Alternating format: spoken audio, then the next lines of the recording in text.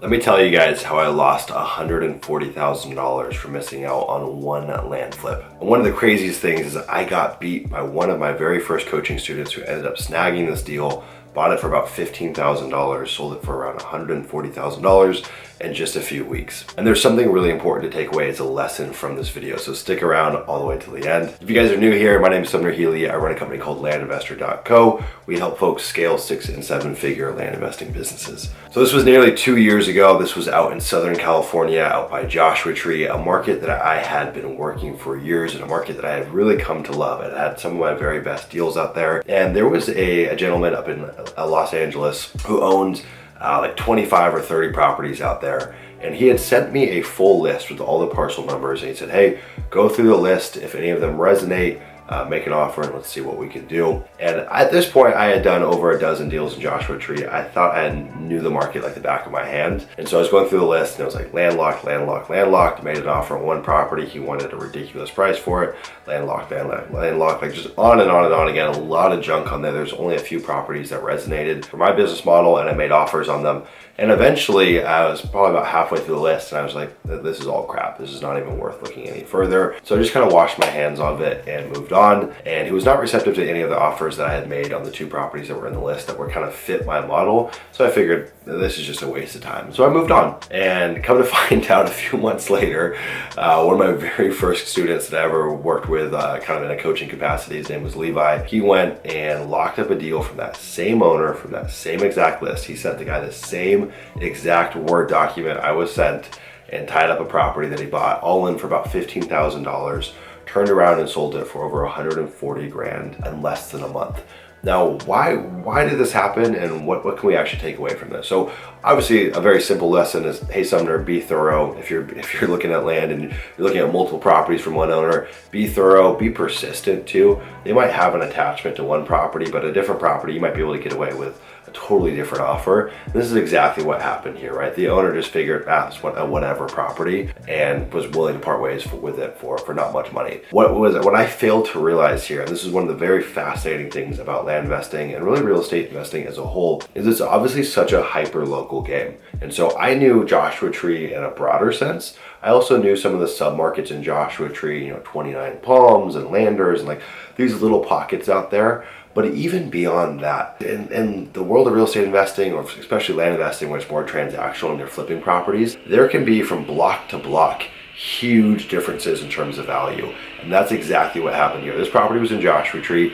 Most properties of the same size were worth maybe 30 to 40 grand. This property was on the right block with the right zoning, and it had access to city utilities, mainly water, which was a huge value add out there. And so just literally this one block was the haven, was like the one place in Joshua Tree where you would want to own land more than anywhere else.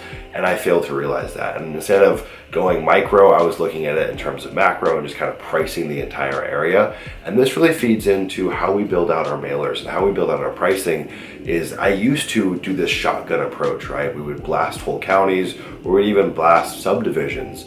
But now we've gotten much more granular with our approach, because what we've learned is there can be huge variations from just a few blocks or a few miles away. And the same is true for your comping, right? If you're going through and comping properties and you say, oh, I know what town this is in, or I know what subdivision this is in, and you just kind of write it off, what you might be failing to realize is there could be a little micro pocket within that subdivision or within that area that has higher values, or the property could have remarkable features like access to city utilities, or maybe it has, a river on it, a mountain on it, trees on it, things that can really increase the value. And so I made multiple mistakes here, but I think really what we can take away from this is that the game of land investing and pricing land is such a hyper-local, hyper-targeted, block-to-block, mile-to-mile type game. Even in very rural markets like Joshua Tree, which is a very rural market, you would think it'd be pretty uniform and homogenous.